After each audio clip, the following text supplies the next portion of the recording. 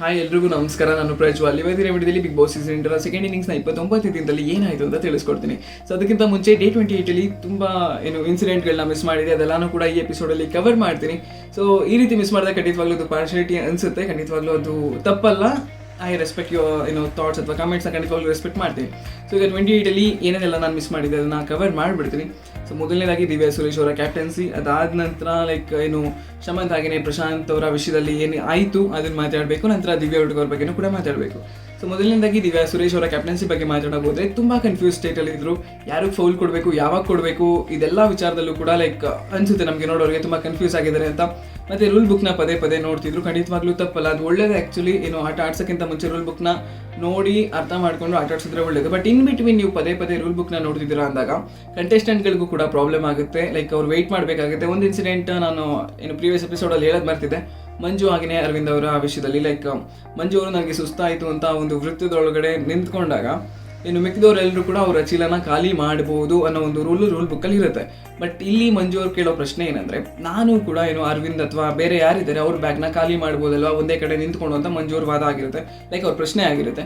So ಇದಕ್ಕೆ ದಿವ್ಯಾ ಸುರೇಶ್ ಅವ್ರನ್ನ first ಕೇಳಿದಾಗ ಅವ್ರು ಹೇಳೋದು ನೀವು ಕೂಡ ಅವ್ರ ಚೀಲನ ಖಾಲಿ ಮಾಡ್ಬೋದು ಒಂದೇ ಕಡೆ ನಿಂತ್ಕೊಂಡು ಅಂತ.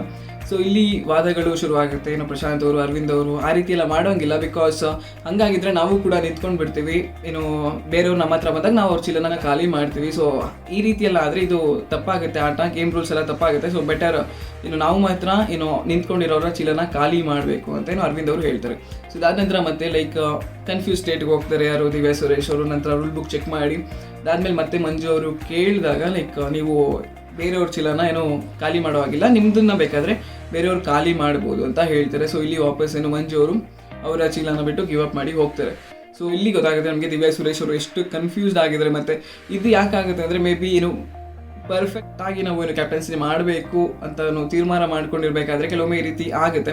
ಸೊ ಒಂದು ಇದಾದರೆ ಮತ್ತೊಂದು ಶಮಂತ್ ಹೋಗಿನೇ ಚಕ್ರವರ್ತಿ ಅವರ ವಿಷಯ. ಸೊ ಇಲ್ಲಿ ಚಕ್ರವರ್ತಿ ಅವರು ತುಂಬ ಸರಿ ಹೇಳ್ತಾರೆ ದಿವ್ಯಾ ಸುರೇಶ್ ಅವ್ರಿಗೆ ಅವ್ನಿಗೆ ಹೇಳಿ ಅವನು ಕತ್ತತ್ರ ದಾರನ ಕಟ್ಕೊಂಡಿದ್ದಾನೆ. ಸೊ ಅವ್ನಿಗೇನೆ ಅದು ಪ್ರಾಬ್ಲಮ್ ಆಗುತ್ತೆ. ಬೆಟರ್ ಅವನು ಸ್ವಲ್ಪ ಕತ್ತಿಂದ ಕೆಳಗಡೆ ಅಥವಾ ಎದೆ ಭಾಗದಲ್ಲಿ ದಾರನ ಕಟ್ಕೊಂಡಿದ್ರೆ ಆಟಾಡೋಕ್ಕೆ ಸುಲಭ ಆಗುತ್ತೆ. ಮತ್ತು ಚೀಲನ ಖಾಲಿ ಮಾಡೋಕ್ಕೆ ಅಲ್ಲಾಡಿಸಿದಾಗಲೂ ಕೂಡ ಅವ್ನಿಗೇನು ಪ್ರಾಬ್ಲಮ್ ಆಗೋದಿಲ್ಲ. ಸೊ ಬೆಟರ್ ಅವನು ಏನು ಕತ್ತಿ ಹತ್ರ ಕಟ್ಕೊಂಡಿದ್ದೀನಿ ಅದ್ರ ಬಗ್ಗೆ ನೀವು ಸ್ವಲ್ಪ ಮಾತಾಡಿ ಅಂತ ಹೇಳಿದಾಗೂ ಕೂಡ ಅವರು ಕರೆಕ್ಟಾದ ಡಿಸಿಷನ್ನ ತೊಗೊಳ್ಳಲ್ಲ ದಿವ್ಯಾ ಸುರೇಶ್ ಅವರು. ಸೊ ಇಲ್ಲೂ ಒಂದು ಪ್ರಾಬ್ಲಮ್ ಆಗುತ್ತೆ. ಸೊ ಇದಾದ ನಂತರ ಮತ್ತೆ ಫೌಲ್ಗಳ ವಿಚಾರಕ್ಕೆ ಬಂದಿದ್ದು, ಎಲ್ಲರೂ ಕೂಡ ಆಲ್ಮೋಸ್ಟ್ ತುಂಬ ಫೌಲ್ಗಳನ್ನ ಮಾಡಿದ್ದಾರೆ. ಬಟ್ ಇದನ್ನು ಯಾವುದನ್ನು ಜಾಸ್ತಿ ಕನ್ಸಿಡರ್ ಮಾಡಿಲ್ಲ ದಿವ್ಯಾ ಸುರೇಶ್ ಅವರು ಅಂತ ನನಗೆ ಅನಿಸುತ್ತೆ. ಸೊ ಇದಿಷ್ಟು ದಿವ್ಯಾ ಸುರೇಶ್ ಅವ್ರ ಬಗ್ಗೆ ನಾನು ಗಮನಿಸಿದ್ರೆ, ಮತ್ತೊಂದು ಕಡೆ ಈಗ ಪ್ರಶಾಂತ್ ಹಾಗೆಯೇ ಶಮಂತ್ ಅವ್ರ ವಿಷಯಕ್ಕೆ ಬರೋಣ. ಸೊ ಪ್ರಶಾಂತ್ ಹಾಗೆಯೇ ಶಮಂತ್ ಅವ್ರ ವಿಷಯದಲ್ಲಿ ಯಾರು ವೈಷ್ಣವಿ ಅವರು ಕೇಳ್ತಾರೆ ಒಂದು ಪಾಯಿಂಟಲ್ಲಿ, ನೀವು ನನಗೆ ತುಂಬಾ ಹಿಂಸೆ ಮಾಡಿಬಿಟ್ರಿ, ತುಂಬ ಅಳ್ಳಾಡಿಸಿದ್ರಿ, ಬ್ಯಾಗ್ನೆಲ್ಲ ಎಳಿತಿದ್ರಿ, ಬಟ್ ಯಾಕೆ ನೀವು ಅದನ್ನು ಶಮಂತ್ಗೆ ಮಾಡಲಿಲ್ಲ ಅಂತ ಕೇಳಿದಾಗ ಪ್ರಶಾಂತ್ ಅವ್ರ ಉತ್ತರ ಬಂದುಬಿಟ್ಟು ನನ್ನ ಮೇನ್ ಇಂಟೆನ್ಷನ್ನು ನಿಮ್ಮನ್ನ ಟಚ್ ಮಾಡೋದಾಗಿರಲಿಲ್ಲ ಅಥವಾ ಅದನ್ನು ಖಾಲಿ ಮಾಡಬೇಕು ಅಂತ ಟ್ರೈ ಮಾಡೋದಾಗಿರಲಿಲ್ಲ. ಬಟ್ ನಿಮ್ಮನ್ನೆಲ್ಲ ಓಡಿಸಿ ಸುಸ್ತು ಮಾಡಬೇಕಿತ್ತು, ನೀವೇ ಗಿವ್ ಅಪ್ ಮಾಡೋ ರೀತಿ ನಾನು ಮಾಡಬೇಕಿತ್ತು, ಆ ರೀತಿ ಸ್ಟ್ರಾಟಜಿನ ನಾನು ಮಾಡ್ಕೊಂಡಿದ್ದು ಅಂತ ಪ್ರಶಾಂತ್ ಅವರು ಹೇಳ್ತಾರೆ. ಸೊ ಇದಾದ ನಂತರ ನೆಕ್ಸ್ಟ್ ಪ್ರಶಾಂತ್ ಅವರು ಹಾಗೆ ಶಮಂತ್ ಅವರ ವಿಷಯಕ್ಕೆ ಬರೋದಾದರೆ ಪಾರ್ಶಿಯಾಲಿಟಿ ರೀತಿ ಕಾಣಿಸುತ್ತೆ. ಬಿಕಾಸ್ ಅವರು ತುಂಬ ಸ್ಪೇಸ್ನ ಮೇಂಟೈನ್ ಮಾಡ್ತಾರೆ ಒಬ್ಬರಿಂದ ಒಬ್ಬರಿಗೆ. ವೈಷ್ಣವಿ ಅವ್ರ ವಿಷಯದಲ್ಲೂ ಕೂಡ ಇದೇ ಆಯಿತು. ತುಂಬ ಗ್ಯಾಪ್ನ ಮೇಂಟೈನ್ ಮಾಡ್ತಿದ್ರು. ಆ ಕಡೆ ಚಕ್ರವರ್ತಿ ಅವ್ರು ಕೂತ್ಕೊಂಡು ಕಮೆಂಟ್ ಮಾಡ್ತಿದ್ರು, ವೈಷ್ಣವಿಗನ ಯಾಕೆ ಜಾಸ್ತಿ ಅಟ್ಯಾಕ್ ಮಾಡ್ತಿಲ್ಲ, ಮತ್ತು ಯಾಕೆ ಅವ್ರ ಚೀಲನ ಖಾಲಿ ಮಾಡೋಕ್ಕೆ ಟ್ರೈ ಮಾಡ್ತಿಲ್ಲ, ಯಾಕೆ ಇಷ್ಟು ಸ್ಪೇಸ್ ಕೊಡ್ತಿದ್ರೆ ಅಂತ ವೈಷ್ಣವಿ ವಿಷಯವಾಗೂ ಕೂಡ ಅಲ್ಲಿ ಮಾತಾಡ್ತಾರೆ. ಅದಾದ ನಂತರ ಮತ್ತೆ ಇನ್ನೊಂದು ಸರಿ ಆವಾಗ ವೈಷ್ಣವಿ ಅವರು ಗಿವ್ ಅಪ್ ಮಾಡಿ ಆಚೆ ಬರ್ತಾರೆ. ಆಗ ಮತ್ತೆ ಬರೋದು ಶಮಂತ್ಗೆ ಇವಾಗ ನೀನು ಯಾವ ರೀತಿ ಇದು ಮಾಡ್ತೀಯಾ ನೋಡ್ತೀನಿ, ಅಂದರೆ ಯಾವ ರೀತಿ ಚೀಲ ಖಾಲಿ ಮಾಡೋಕ್ಕೆ ಟ್ರೈ ಮಾಡ್ತೀಯಾ ನೋಡ್ತೀನಿ. ಮತ್ತು ಶಮಂತ್ಗೂ ಕೂಡ ಚಕ್ರವರ್ತಿ ಅವರು ಹೇಳೋದೇನೆಂದರೆ, ನನಗೆಲ್ಲ ತುಂಬ ಬೈದೆ ಅಲ್ವಾ ನೀನು ಚೀಲನ ಮುಟ್ಟಕ್ಕೆ ಬಂದಾಗ, ಇವಾಗ ಪ್ರಶಾಂತ್ ಅಂದರೆ ನೀವು ಚಿಕ್ಕಪ್ಪಂಗೆ ಬೈ ನೀನು, ಅವಾಗ ನಾನು ನೋಡ್ತೀನಿ ಅಂತೆಲ್ಲ ಹೇಳ್ತಾರೆ. ಸೊ ಅದಕ್ಕೆ ಶಮಂತ್ ಹೇಳೋದೇನೆಂದರೆ ಅವ್ರು ಇವಾಗಷ್ಟೇ ಸ್ಟಾರ್ಟ್ ಮಾಡಿದ್ದಾರೆ, ಅವ್ರಿಗೂ ಬೈದೆ ಬಿಡೋದಿಲ್ಲ ಅಂತ ಕೂಡ ಶಮಂತ್ ಅವ್ರು ಹೇಳ್ತಾರೆ. ಬಟ್ ಸ್ಟಿಲ್ ಇಲ್ಲಿ ಪಾರ್ಶಿಯಾಲಿಟಿ ಮಾಡಿದ್ರು ಅಂತ ಖಂಡಿತವಾಗ್ಲೂ ಅನಿಸುತ್ತೆ ನಮಗೆ. ಬಿಕಾಸ್ ನಾನು ಆಗಲೇ ಹೇಳಿದಾಗೆ ತುಂಬ ಸ್ಪೇಸ್ ಕೊಟ್ಟಿರ್ತಾರೆ ಶಮಂತ್ ಅವ್ರಿಗೆ. ಬಟ್ ಇನ್ನೊಂದೇನಂದರೆ ವೈಷ್ಣವಿ ಅವ್ರನ್ನ ಟಚ್ ಮಾಡಿದಾಗ ವೈಷ್ಣವಿ ಅವರು ಯಾವ ರೀತಿ ರಿಯಾಕ್ಟ್ ಮಾಡಿದ್ರು, ಇದ್ರ ಬೇಸ್ ಮೇಲೂ ಕೂಡ ಅವರು ಸ್ಪೇಸ್ನ ಕೊಟ್ಟಿರ್ಬೋದು ಶಮಂತ್ಗೆ. ಖಂಡಿತವಾಗ್ಲೂ ಇದೇ ಸರಿ ಇದೇ ತಪ್ಪು ಅಂತ ಹೇಳೋಕ್ಕಾಗೋದಿಲ್ಲ. ಸೊ ಈ ರೀತಿ ನಾನು ಹೇಳಿದಾಗ ಖಂಡಿತವಾಗ್ಲೂ ನೀವೆಲ್ಲರೂ ಅರವಿಂದ್ ದಿವ್ಯಾ ಹುಡುಗ ಬಗ್ಗೆ ಮಾತ್ರ ನೀವು ಯಾಕೆ ಸ್ಟ್ರೇಟ್ ಫಾರ್ವರ್ಡ್ ಆಗಿ ಮಾತಾಡಿದ್ರಿ, ಬೇರೆ ರೀತಿಯಲ್ಲಿ ಯೋಚನೆ ಮಾಡ್ಬೋದಿತ್ತಲ್ಲ ಅಂತ ಕೇಳೋದಾದರೆ ಖಂಡಿತವಾಗ್ಲೂ ಮಾಡ್ಬೋದಿತ್ತು. ನಾನು ಆಗಲೇ ಹೇಳ್ದಂಗೆ ದಿವ್ಯಾ ಹುಡುಗ ಅವರ ವಿಷಯದಲ್ಲೂ ಕೂಡ ಒಂದನ್ನು ಮೆಚ್ಕೋಬೇಕು ಅಂದರೆ ಸ್ಟ್ಯಾಮಿನಾ. ಬಿಕಾಸ್ ಶಮಂತ್ ಅವ್ರು ಗಿವ್ ಅಪ್ ಮಾಡಿದ್ರು, ಪ್ರಶಾಂತ್ ಅವ್ರು ಗಿವ್ ಅಪ್ ಮಾಡಿದ್ರು, ವೈಷ್ಣವಿ ಅವ್ರು ಗಿವ್ ಅಪ್ ಮಾಡಿದ್ರು. ರೀಸನ್ ಏನೇ ಇದ್ರೂ ಕೂಡ ಇಲ್ಲಿ ಒಂದು ಅಡ್ವಾಂಟೇಜ್ ಅಂದರೆ ದಿವ್ಯಾ ಹುಡುಗ ಅವರ ಹಿಂದೆ ಅರವಿಂದ್ ಅವರಿದ್ದು. ಬಟ್ ಸ್ಟಿಲ್ ಅದನ್ನು ಹೊರತುಪಡಿಸಿದ್ರೆ ಅವ್ರ ಸ್ಟ್ಯಾಮಿನಾನ ಖಂಡಿತವಾಗ್ಲೂ ಮೆಚ್ಕೋಬೇಕು. ಆಲ್ಮೋಸ್ಟ್ ಒಂದು 3.5 hours ಅಷ್ಟು ಕೂಡ ಟಾಸ್ಕ್ ಇದ್ರೂ ಕೂಡ ಓಡ್ತಾನೆ ಇರ್ತಾರೆ. ಲೈಕ್ ಇನ್ನೂ ಆಕ್ಟಿವ್ ಆಗೇನೆ ಇದ್ರು ಅವರು. ಸೊ ಅದು ಖಂಡಿತವಾಗ್ಲೂ ಖುಷಿ ಪಡಬೇಕು ದಿವ್ಯಾ ಹುಡುಗ ಅವರ ವಿಷಯದಲ್ಲಿ. ಸೊ ಆಲ್ಮೋಸ್ಟ್ ಎಂಡ್ವರೆಗೂ ಕೂಡ ಅವರು ಗಿವ್ ಅಪ್ ಮಾಡಲಿಲ್ಲ. ಸೊ ಯಾವಾಗ ಇಬ್ಬರಿದ್ರು ಅವಾಗ ಅವರು ಗಿವ್ ಅಪ್ ಮಾಡಿದ್ರು. ಸೊ ಇದೊಂದು ವಿಷಯ ದಿವ್ಯಾ ಹುಡುಗ ಅವ್ರ ಬಗ್ಗೆ ಹೇಳಬೇಕಿತ್ತು. ಸೊ ಇಲ್ಲಿ ಹಂಗೆ ಹುಡುಕಕ್ಕೆ ಹೋದ್ರೆ ಲೈಕ್ ಬೇರೆ ರೀಸನ್ಗಳು ಕೂಡ ಸಿಗುತ್ತೆ ನಮಗೆ, ಯಾಕೆ ಅವರಿಬ್ಬರು ಮಾತ್ರ ಏನೋ ಫೈನಲ್ಗೆ ಬಂದರು, ಫಸ್ಟ್ ಮತ್ತು ಸೆಕೆಂಡ್ ಅವರೇ ಬಂದರು ಅಂತ ನೋಡೋಕೆ ಹೋದ್ರೆ ಖಂಡಿತವಾಗ್ಲೂ ಬೇರೆ ರೀಸನ್ಗಳು ಸಿಗುತ್ತೆ. ಬಟ್ ಸ್ಟಿಲ್ ನನಗೆ ಅನ್ಸಿದ್ದು ನಾನು ಹೇಳಿದ್ದೀನಿ. ಸೊ ಇದಾದ ನಂತರ ನೆಕ್ಸ್ಟು ಯಾರು ಒಂದನ್ನು ಗಮನಿಸಿದ್ರೆ ನೀವು, ವೈಷ್ಣವಿ ಹಾಗೆಯೇ ಪ್ರಶಾಂತ್ ಅವ್ರ ವಿಷಯದಲ್ಲಿ ವೈಷ್ಣವಿ ಅವರು ಪ್ರಶಾಂತ್ ಅವ್ರಿಗೆ ಕೈ ಎತ್ತಿದ್ರು ಅನ್ನೋ ಇನ್ಸಿಡೆಂಟ್ ಏನು ನಡೀತಿದ್ರ ಬಗ್ಗೆ ಲೈಕ್ ಯಾರು ಕೂಡ ಮಾತಾಡಲೇ ಇಲ್ಲ. ಅಪ್ಪಿತಪ್ಪಿ ಏನಾದರೂ ಪ್ರಶಾಂತ್ ಏನಾದರೂ ವೈಷ್ಣವಿ ಅವರಿಗೆ ಕೈ ಮಾಡಿದಿದ್ರೆ ಪರಿಸ್ಥಿತಿ ಯಾವ ರೀತಿ ಇರ್ತಿತ್ತು? ಸೊ ಎಲ್ಲ ತುಂಬ ಡಿಫ್ರೆಂಟ್ ಆಗಿರ್ತಿತ್ತು.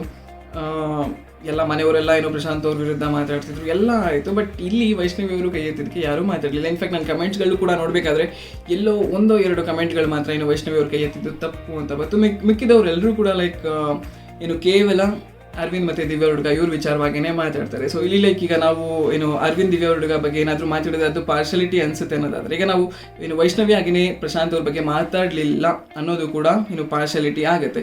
ಸೊ ಹಂಗೆ ನೋಡೋದಾದರೆ ಆ್ಯಕ್ಚುಲಿ ಏನು ಹೈಲೈಟ್ ಆಗಬೇಕಾಗಿದ್ದಂಥ ವಿಷಯ ಬಂದ್ಬಿಟ್ಟು ವೈಷ್ಣವಿ ಆಗಿನೇ ಏನು ಪ್ರಶಾಂತ್ ಅವರ ವಿಷಯ.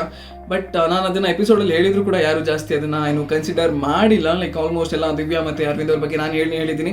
ಸೊ ಅದನ್ನು ಮಾತ್ರ ಕನ್ಸಿಡರ್ ಮಾಡಿದ್ರು. ನನಗೆ ಅಲ್ಲೂ ಕೂಡ ಏನು ಲೈಕ್ ಯಾಕೆ ಯಾವಾಗಲೂ ಇವ್ರ ಬಗ್ಗೆ ಏನಾದರೂ ಪಾಸಿಟಿವ್ ಆಗಿ ಹೇಳಿದ್ರೆ, ಒಂದು ವಿಷಯ ಏನಂದರೆ ನಾನು ಯಾವಾಗ ಅರವಿಂದ್ ಮತ್ತು ದಿವ್ಯಾ ಹುಡುಗ ಅವ್ರ ಬಗ್ಗೆ ಪಾಸಿಟಿವ್ ಹೇಳ್ತೀನಿ ಆಗಲೂ ಕೂಡ ನೆಗೆಟಿವ್ ಕಮೆಂಟ್ಸ್ ಇರುತ್ತೆ. ಮತ್ತು ಯಾವಾಗ ಇವ್ರ ಬಗ್ಗೆ ನೆಗೆಟಿವ್ ಆಗಿ ಹೇಳ್ತೀನಿ ಆಗಲೂ ಕೂಡ ಪಾಸಿಟಿವ್ ಆಗಿರುತ್ತೆ. ಲೈಕ್ ನಾನು ನೆಗೆಟಿವ್ ಮತ್ತು ಪಾಸಿಟಿವ್ ಹೇಳಬೇಕು ಅಂತ ಹೇಳೋದಲ್ಲ, ಲೈಕ್ ಆ ಒಂದು ಎಪಿಸೋಡಲ್ಲಿ ನನಗೆ ಅವರು ಯಾವ ರೀತಿ ಕಾಣಿಸಿರ್ತಾರೆ ಸೊ ಆ ರೀತಿ ಮಾತ್ರ ನಾನು ಹೇಳಿರ್ತೀನಿ. ಸೊ ಅದು ಜನರಿಗೆ ಮೇ ಬಿ ಇವ್ನು ಪಾಸಿಟಿವ್ ಆಗಿ ಹೇಳ್ತಿದ್ದಾನೆ ಮತ್ತು ನೆಗೆಟಿವ್ ಆಗಿ ಹೇಳಿಸ್ತಿದ್ದಾನೆ ಅಂತ ಖಂಡಿತವಾಗ್ಲೂ ಅನಿಸುತ್ತೆ. But I respect your views. So better ಒಂದೇ ವಿಷಯದ ಬಗ್ಗೆ ಮಾತಾಡೋದ್ರ ಬದಲು ಆಲ್ಮೋಸ್ಟ್ ತುಂಬ ವಿಷಯಗಳಿದೆ. ಸೊ ಎಲ್ಲದ್ರ ಬಗ್ಗೆ ಯಾವಾಗ ಕಾನ್ಸಂಟ್ರೇಟ್ ಮಾಡ್ತೀವಿ ಸೊ ಆಗ ಒಂದು ವಿಷಯ ಮಾತ್ರ ಡಾಮಿನೇಟ್ ಆಗುತ್ತೆ ಅಂತ ಅನ್ಸಲ್ಲ ನನಗೆ. ಸೊ ಇಲ್ಲಿ ನಂದು ಕೂಡ ತಪ್ಪಿದೆ. ಮೋಸ್ಟ್ ಏನು ತುಂಬ ಪಾಯಿಂಟ್ಸ್ಗಳನ್ನ ನಾನು ಕವರ್ ಮಾಡಬೇಕಿತ್ತು ಪ್ರೀವಿಯಸ್ ಎಪಿಸೋಡಲ್ಲಿ. ಸೊ ಬೆಟರ್ ಅದನ್ನು ಈ ಒಂದು ಎಪಿಸೋಡಲ್ಲಿ ಕವರ್ ಮಾಡಿದ್ದೀನಿ ಅಂತ ಅನ್ಕೊಂಡಿದ್ದೀನಿ. ಸೊ ಏನಾದರೂ ಮಿಸ್ ಮಾಡಿದರೆ ದಯವಿಟ್ಟು ಕಮೆಂಟ್ ಮಾಡಿ ತಿಳಿಸಿ.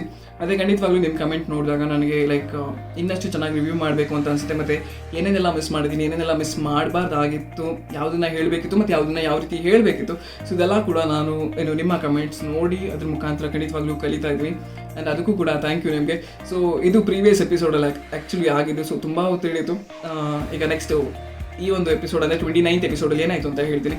ಸೊ ಒಂದೇನಾಗುತ್ತೆ ಅಂದರೆ ಇಲ್ಲಿ ಈ ಒಂದು ಎಪಿಸೋಡ್ ಅಥವಾ ಈ ಒಂದು ದಿನದಲ್ಲಿ ಒಂದು ಅರ್ಧ ಎಪಿಸೋಡ್ ಪೂರ್ತಿ ಡಿಸ್ಕಷನ್ನೇ ಆಗುತ್ತೆ ಒಂದು ಟಾಸ್ಕಲ್ಲಿ ಯಾರೆಲ್ಲ ಭಾಗವಹಿಸಬೇಕು ಅಂತ.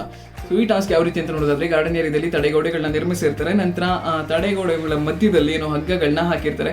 ಸೊ ಕಂಟೆಸ್ಟೆಂಟ್ಗಳು ಏನು ಮಾಡಬೇಕು ಅಂದರೆ ಯಾವ 5 ಜನ ಪಾರ್ಟಿಸಿಪೇಟ್ ಮಾಡ್ತಾರೆ ಅವರು ಹಗ್ಗಗಳು ಅವರು ಏನು ಕಟ್ಟಿರ್ತಾರೆ ಅದರ ಮಧ್ಯದಲ್ಲಿ ನುಸುಳ್ಕೊಂಡು ಅವರಿಗೆ ಕೊಟ್ಟಿರುವಂಥ ಒಂದು ಹಲ್ಲೆಗೆ ಮೇಲೆ ಒಂದು ಬಾಲ್ನ ಇಟ್ಕೊಂಡು ಏನು ಆ ಹಗ್ಗಗಳನ್ನೆಲ್ಲ ದಾಟಿ ಒಂದು ಬದಿಯಿಂದ ಇನ್ನೊಂದು ಬದಿಗೆ ಹೋಗಿ ಅವ್ರಿಗೆ ಕೊಟ್ಟಿರುವಂಥ ಅಂದರೆ ಸೀಮಿತವಾಗಿರುವಂಥ ಒಂದು ಬೌಲ್ ಅಥವಾ ಬ್ಯಾಸ್ಕೆಟ್ ಒಳಗಡೆ ಹಾಕಬೇಕಾಗಿರುತ್ತೆ ಬಾಲ್ನ. ಸೊ ಈ ರೀತಿ ಯಾರು ಅತಿ ಹೆಚ್ಚು ಬಾಲ್ಗಳನ್ನು ಒಂದು ದಡದಿಂದ ಇನ್ನೊಂದು ದಡಕ್ಕೆ ಹಗ್ಗಗಳ ಮೂಲಕ ಏನೊಂದು ಸುಳ್ಕೊಂಡು ಬಂದು ಇನ್ನು ಬೌಲ್ಗೆ ಜಾಸ್ತಿ ಬಾಲ್ನ ಹಾಕಿರ್ತಾರೆ ಅವರು ಈ ಒಂದು ಟಾಸ್ಕಲ್ಲಿ ವಿನ್ ಆಗ್ತಾರೆ. ಲೈಕ್ ಅರವಿಂದ್ ಅವರು ತುಂಬ ಚೆನ್ನಾಗಿ ಆಡ್ತಾರೆ. ಲೈಕ್ ತುಂಬ ಸ್ಪೀಡಲ್ಲಿ ಇರ್ತಾರೆ ಅವರು. ಆಲ್ಮೋಸ್ಟ್ ಒಂದು 17 ಬಾಲ್ಸ್ನ ಏನು ತಗೊಂಡು ಬಂದು ಬೌಲ್ಗೆ ಹಾಕ್ತಾರೆ. ಅದಾದ ನಂತರ ನೆಕ್ಸ್ಟ್ ಶಮಂತ್ ಅವರು 11 ಬಾಲ್ನ ಹಾಕಿರ್ತಾರೆ. ಮತ್ತು ಏನು ಶುಭಾ ಪೂಂಚ್ ಅವರು 3 ಬಾಲ್ನ ತೊಗೊಂಡು ಬರ್ತಾರೆ. ಮತ್ತು ವೈಷ್ಣವಿ ಅವರು 9 ಬಾಲ್ನ ತಂದಿರ್ತಾರೆ. ಮತ್ತು ಇನ್ನೊಬ್ಬರು ಪ್ರಶಾಂತ್ ಅವರು. ಸೊ ಪ್ರಶಾಂತ್ ಲೈಕ್ ಆಲ್ಮೋಸ್ಟ್ ಅರ್ಧ ಕೂಡ ರೀಚ್ ಆಗೋದಿಲ್ಲ, 1 ಬಾಲ್ನ ಅವ್ರು ತರೋದೇ ಇಲ್ಲ. ಇಲ್ಲಿ ಹಗ್ಗಗಳನ್ನ ದಾಟಬೇಕಾದ್ರೂ ಕೂಡ ಆಲ್ಮೋಸ್ಟ್ ಅವ್ರು ಅರ್ಧನೂ ಕೂಡ ರೀಚ್ ಆಗೋದಿಲ್ಲ. ಅದಾದ ನಂತರ ಅವರೇ ಗಿವ್ ಅಪ್ ಮಾಡಿಬಿಡ್ತಾರೆ. ಸೊ ಇಲ್ಲಿ ತುಂಬ ಜನಕ್ಕೆ ಬೇಜಾರಾಗುತ್ತೆ ಅವ್ರು ಗಿವ್ ಅಪ್ ಮಾಡಿದಾಗ. ಬಿಕಾಸ್ ಈ ಒಂದು ಸೆಲೆಕ್ಷನ್ ಪ್ರೋಸೆಸ್ ಏನಿದೆ, ಈ ಒಂದು 5 ಜನ ಮಾತ್ರ ಆಡಬೇಕು ಈ ಆಟದಲ್ಲಿ ಅಂತ ಹೇಳಿದಾಗ ಲೈಕ್ ಆಲ್ಮೋಸ್ಟ್ 1.5 ಗಂಟೆ 2 ಗಂಟೆ ಪೂರ್ತಿ ಡಿಸ್ಕಷನ್ನೇ ಆಗುತ್ತೆ ಲೈಕ್ ಅಲ್ಲಿನ ಟೈಮ್ ಪ್ರಕಾರ. ಯಾರು ಆಡಬೇಕು ಯಾರು ಆಡಬಾರ್ದು ಪ್ರಶಾಂತ್ ಅವರು ತುಂಬ ಐಡಿಯಾಗಳನ್ನ ಕೊಡ್ತಾರೆ. ಅದಾದ ನಂತರ ಕೇವಲ 5 ಜನ ಆಡಬೇಕಾಗಿರೋ ಕಾರಣ ದಿವ್ಯಾ ಸುರೇಶ್ ಅವರು ಲೈಕ್ ನಾನು ಹೆಡ್ ಆರ್ ಟೇಲ್ಸ್ ಆಡಿಸ್ತೀನಿ ಸೊ ಅದರಲ್ಲಿ ನೋಡೋಣ ಅಂತೆಲ್ಲ ಡಿಸಿಷನ್ನ ತಗೋತಾರೆ. ಬಟ್ ಸ್ಟಿಲ್ ಅದು ಯಾವುದು ಕೂಡ ಒಳ್ಳೆ ಐಡಿಯಾ ಅಂತ ಯಾರಿಗೂ ಕೂಡ ಅನ್ಸೋದಿಲ್ಲ. ಕೊನೆಗೆ ಅವರು ಕೂಡ ಅದನ್ನು ಬೇಡ ಹೆಡ್ ಆರ್ ಟೇಲ್ ಆಡಿಸಲ್ಲ, ನಾನು ಬೇರೆ ಏನಾದರೂ ಐಡಿಯಾ ಕೊಡಿ ಅಂತ ಹೇಳ್ತಾರೆ. ಸೊ ಇಲ್ಲಿ ಕೊನೆಯದಾಗಿ ಪ್ರಶಾಂತ್ ಅವರು ತುಂಬ ಐಡಿಯಾಗಳನ್ನ ಕೊಡ್ತಾರೆ. ಬಟ್ ಸ್ಟಿಲ್ ಕೊನೆಯದಾಗಿ ಅವ್ರು ಹೇಳೋದೇನೆಂದರೆ ಪ್ರತಿಯೊಬ್ಬ ಇಂಡಿವಿಜುವಲ್ಲು ಕೂಡ ಒಂದನ್ನು ಹೇಳಿ, ಅಂದರೆ ಲೈಕ್ ಈ ಒಂದು ಟಾಸ್ಕ್ಗೆ ಯಾರು ಸಮರ್ಥವಾಗಿ ಆಡಬಲ್ಲರು ಅವ್ರನ್ನ ನಾವೇ ಚೂಸ್ ಮಾಡೋಣ, 5 ಜನನ ಒಬ್ಬರು ಹೇಳೋಣ. ಸೊ ಅದರಲ್ಲಿ ಲೈಕ್ ಯಾರು ಕಾಮನ್ ಆಗಿ ಹೆಸರು ಬಂದಿರುತ್ತೆ ಅವ್ರ ಹೆಸರನ್ನ ತಗೊಳ್ಳೋಣ ಅಂತ ಹೇಳ್ತಾರೆ. ಅದಾದ ನಂತರ ಲೈಕ್ ದಿವ್ಯಾ ಸುರೇಶ್ ಅವರು ಕೂಡ ಈ ರೀತಿ ಮಾಡೋಣ ಅಂದ್ಬಿಟ್ಟು ಶುರು ಮಾಡ್ತಾರೆ. ಬಟ್ ಎಂಡ್ ಆಫ್ ದಿ ಈ ಒಂದು ಸೆಗ್ಮೆಂಟ್ ಏನಿದೆ ಬೇಡ, ಈ ಐಡಿಯಾ ಕೂಡ ಬೇಡ ಅಂತ ಎಲ್ಲರೂ ಕೂಡ ಹೇಳ್ತಾರೆ. ಸೊ ಕೊನೆಯದಾಗಿ ಇದೆಲ್ಲ ಐಡಿಯಾಗಳು ಫ್ಲಾಪ್ ಆದಮೇಲೆ ಲೈಕ್ ಯಾರಾದರೂ ಬ್ಯಾಕ್ಔಟ್ ಆದರೆ 3 ಜನ ಒಳ್ಳೇದು ಅಂತ ಡಿಸೈಡ್ ಮಾಡಿ ಸೊ ಮಂಜು ಅವರು ಮೊದಲನೇದಾಗಿ ನಾನು ಈ ಆಟ ಆಡಲ್ಲ ಅಂದ್ಬಿಟ್ಟು ಹೊರಗಡೆ ಹೋಗ್ತಾರೆ. ಇದಾದ ನಂತರ ಲೈಕ್ ದಿವ್ಯಾ ಹುಡುಗ ಅವರು ಕೂಡ ನಾನು ಆಡಲ್ಲ ಅಂತಾರೆ. ಕೊನೆಯದಾಗಿ ಚಕ್ರವರ್ತಿ ಅವರು ನಾನು ಆಡೋದಿಲ್ಲ ಬಿಕಾಸ್ ನನಗೆ ಇವರೆಲ್ಲ ಸಪೋರ್ಟ್ ಮಾಡಿದರು, ಒಗ್ಗಟ್ಟು ಗೇಮ್ ಆಡ್ಬೇಕಾದ್ರೆ ನಾನು ಚೆನ್ನಾಗಿ ಆಡ್ತೀನಿ ಅಂತೆಲ್ಲ ಸಪೋರ್ಟ್ ಮಾಡಿದರು. ಸೊ ಹಾಗಾಗಿ ನಾನು ಈ ಒಂದು ಗೇಮ್ನ ಬಿಟ್ಕೊಡ್ತೀನಿ ಅಂತ ಇವ್ರು 3 ಜನ ಗೇಮಿಂದ ಆಚೆ ಬರ್ತಾರೆ. ಸೊ ಇವರೆಲ್ಲ ಆಚೆ ಬಂದಮೇಲೆ ಲೈಕ್ ಇನ್ನು 5 ಜನ ಆಡ್ತಾರೆ. ಅದರಲ್ಲಿ ಪ್ರಶಾಂತ್ ಅವರು ಲೈಕ್ ಫೇಲ್ ಆದಾಗ ಅರವಿಂದ್ ಅವರು ಕೂಡ ಅಂತಾರೆ ಲೈಕ್ 3 ಜನದ ಆಟ ಇದು, ಸುಮ್ಮನೆ ನೀವು ಫೇಲ್ ಮಾಡಿಕೊಂಡು ತಪ್ಪು ಮಾಡಿದ್ರಿ ಅಂತೆಲ್ಲ ಕಮೆಂಟ್ಸ್ಗಳು ಬರುತ್ತೆ. ಸೊ ಈ ಒಂದು ಗೇಮಲ್ಲಿ ಟಾಪ್ 2 ಯಾರು ಬಂದಿರ್ತಾರೆ ಅವ್ರಿಗೆ ಪಾಯಿಂಟ್ಸ್ ಇರುತ್ತೆ. ಸೊ ಮೊದಲನೇದಾಗಿ ಅರವಿಂದ್ ಅವರು ಫಸ್ಟ್ ಇರ್ತಾರೆ. ಸೊ ಅವರಿಗೆ 1000 ಪಾಯಿಂಟ್ಸ್ ಇರುತ್ತೆ. ಮತ್ತು ಸೆಕೆಂಡ್ ಬಂದವರು ಶಮಂತ್ ಅವ್ರಿಗೆ 600 ಪಾಯಿಂಟ್ಸ್ ಸಿಗುತ್ತೆ. ಅದಾದ ನಂತರ ಮತ್ತೊಂದು ಕಡೆ ಲೈಕ್ ದಿವ್ಯಾ ಸುರೇಶ್ ಅವರು ಹಾಗೆ ಮಂಜು ಅವರು ಮಾತಾಡ್ತಿರ್ತಾರೆ. ಲೈಕ್ ಮಂಜು ಅವರು ಹೇಳೋದೇನೆಂದರೆ, ನಾನು ಬಾಲ್ ಬ್ಯಾಲೆನ್ಸಿಂಗ್ ಗೇಮ್ನ ಆಡಬೇಕಿತ್ತು, ಆಡಿದಾರೆ ಏನು ಗೇಮ್ ಇತ್ತು ಅದನ್ನು ಆಡಬೇಕಿತ್ತು ನಾನು ಅಂತ ಹೇಳಿದಾಗ ದಿವ್ಯಾ ಸುರೇಶ್ ಅವರು ಹೇಳಿದ್ರು, ನೀನು ಯಾಕೆ ಬ್ಯಾಕ್ಔಟ್ ಆಗಕ್ಕೆ ಹೋದೆ, ನೀನು ಇರಬೇಕಿತ್ತು ಅಂತ ಹೇಳಿದಾಗ ಮಂಜು ಅವರು ಹೇಳೋದು ಲೈಕ್ ಅಲ್ಲಿ ಡಿಸ್ಕಷನ್ನೇ ಆ ರೀತಿ ಇತ್ತು. ಲೈಕ್ ಯಾರು ಕೂಡ ಆಚೆ ಬರೋಕ್ಕೆ ರೆಡಿ ಇರಲಿಲ್ಲ ಮತ್ತು ಎಲ್ಲರೂ ಕೂಡ ಆಡಬೇಕು ಅಂತಲೇ ಇದ್ರು. ಸೊ ಇಂಥ ಟೈಮಲ್ಲಿ ಲೈಕ್ ನಾನು ಆಚೆ ಬಂದೆ. ಅದಾದ ನಂತರ ಲೈಕ್ ದಿವ್ಯಾ ಹುಡುಗವರು ಹಾಗೆಯೇ ಚಕ್ರವರ್ತಿ ಇಬ್ಬರು ಕೂಡ ಅವ್ರು ಆಚೆ ಬಂದರು. ಅವ್ರು ಮುಂಚೆನೇ ಆಚೆ ಬರ್ಬೋದಿತ್ತಲ್ವಾ, ನಾನು ಬಂದಮೇಲೆ ಅವ್ರು ಬಂದರು ಅಂತ ಈ ರೀತಿಯಾಗಿ ಮಾತಾಡ್ತಾರೆ. ಆಡಬೇಕಿತ್ತು ನಾನು ಅಂತ ಮಂಜು ಅವರು ಹೇಳ್ತಾರೆ. ಸೊ ಇದಾದ ನಂತರ ನೆಕ್ಸ್ಟ್ ಬಂದು ಈಗ ಮುತ್ತನ ಮಣ್ಣಿಂದ ತೆಗೆಯುವಂಥ ಟಾಸ್ಕ್ ಇರುತ್ತೆ. ಸೊ ಅದು ಕಂಟಿನ್ಯೂ ಆಗ್ತಾ ಇರುತ್ತೆ. ಸೊ ಇಲ್ಲಿ ಒಂದೇನಂದರೆ ದಿವ್ಯಾ ಹುಡುಗ ಅವರು, ವೈಷ್ಣವಿ ಅವರು, ಶುಭ ಪುಂಜ್ ಅವರು ಮುಂಚೆನೇ ಕಾಯ್ಕೊಂಡು ನಿಂತಿರ್ತಾರೆ ಪೆಡಿಸ್ಟಲ್ ಹತ್ರ ತಗೋಬೇಕು ಅಂದ್ಬಿಟ್ಟು. ಬಟ್ ಸ್ಟಿಲ್ ಊಟರ್ ಆಗೋ ಸಂದರ್ಭದಲ್ಲಿ ಮಂಜು ಅವರು ಹಾಗೆಯೇ ಪ್ರಶಾಂತ್ ಅವರು ಕೂಡ ಅಲ್ಲಿಗೆ ಬಂದು ಜಾಯ್ನ್ ಆಗ್ತಾರೆ. ಸೊ ಊಟರ್ ಆಗ್ತಿದ್ದಂಗೆ ದಿವ್ಯಾ ಹುಡುಗ ಮತ್ತು ವೈಷ್ಣವಿ ಅವರು ಇಬ್ಬರಿಗೂ ಗ್ಲೌಸ್ ಸಿಗುತ್ತೆ. ಮತ್ತು ಇನ್ನೊಂದು ಗ್ಲೌಸ್ಗೆ ಶುಭ ಪುಂಜ್ ಅವರು, ಮಂಜು ಅವರು ಮತ್ತು ಪ್ರಶಾಂತ್ ಟ್ರೈ ಮಾಡ್ತಾರೆ. ಸೊ ಇಲ್ಲಿ ಶುಭ ಪುಂಜ್ ಅವರು ಟಚ್ ಕೂಡ ಮಾಡೋದಿಲ್ಲ, ಬಟ್ ಪ್ರಶಾಂತ್ ಹಾಗೆಯೇ ಮಂಜು ಇಬ್ಬರು ಕೂಡ ಒಟ್ಟಿಗೆ ಟಚ್ ಮಾಡ್ತಾರೆ ಗ್ಲೌಸ್ನ. ಸೊ ಇಲ್ಲಿ ಮತ್ತೆ ಒಂದು ಕಾನ್ಫ್ಲಿಕ್ಟ್ ಆಗುತ್ತೆ ಇವರಿಬ್ಬರು ಮಧ್ಯದಲ್ಲಿ. ಲೈಕ್ ನಾನು ಮುಟ್ಟಿದ್ದು ಫಸ್ಟು ಮತ್ತು ನಾನು ತೊಗೊಂಡಿದ್ದು ಫಸ್ಟು ಅಂತ. ಅದಾದ ನಂತರ ಇಬ್ಬರು ಕೂಡ ಕಾಮಾಗಿ ಡಿಸ್ಕಸ್ ಮಾಡ್ತಾರೆ. ಮಂಜು ಅವರು ಹೇಳ್ತಾರೆ ಲೈಕ್ ನಾನು ಇದೊಂದೇ ಆಟ ಆಡೋದು, ಬಿಟ್ಕೊಟ್ಬಿಡಿ, ಮತ್ತು ನಾಳೆ ಎಲ್ಲ ನೀವೇ ಬೇಕಾದರೆ ಆಡಿ ಅಂತ ಹೇಳ್ತಾರೆ. ಈ ಕಡೆ ಪ್ರಶಾಂತ್ ಅವರು ಕೂಡ ಲೈಕ್ ನಾಳೆ ಬೇಕಾದರೆ ನೀನೇ ಆಡು, ಇವತ್ತು ನಾನು ಆಡ್ಬಿಡ್ತೀನಿ ಅಂತೆಲ್ಲ ಹೇಳ್ತಾರೆ.